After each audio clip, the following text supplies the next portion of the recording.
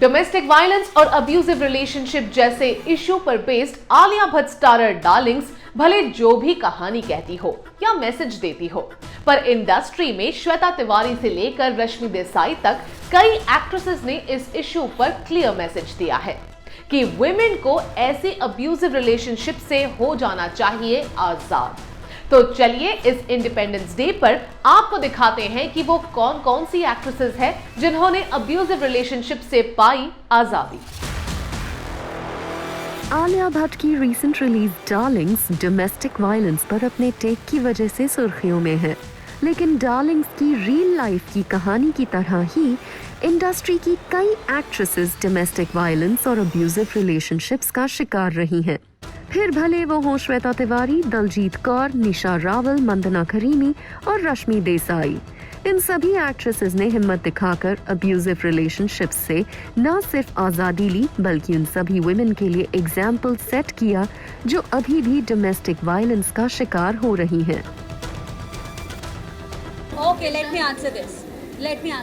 जो मेरे बच्चों के लिए सही है, जो मेरे लिए सही है, जो मेरे घर के लिए सही है, जो बच्चों की ग्रोथ के लिए सही है, वो मैं करूँगा।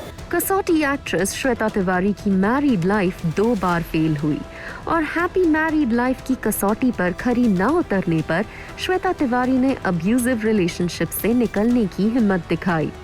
श्वेता तिवारी की पहली शादी 18 इयर्स की एज में राजा से हुई और 27 की एज में उनका डिवोर्स हो गया।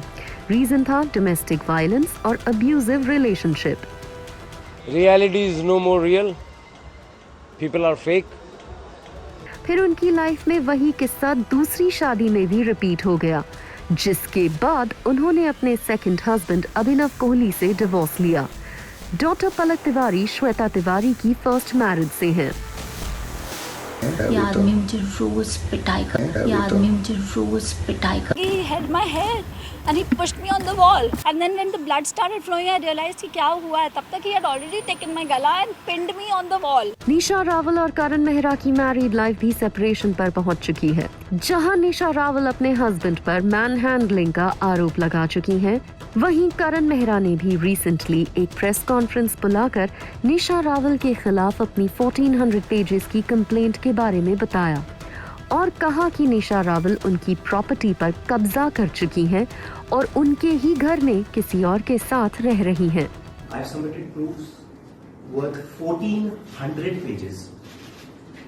1400 पेज का जवाब बनाया है और उसके साथ 55 और पेज हैं, which is a very hard evidence, which clearly बता रहा है कि ये क्या कॉन्स्पिरेसी थी, किस तरह रोहित साटिया, निशा Rawal, Lakshmi Rawal also are involved in this conspiracy.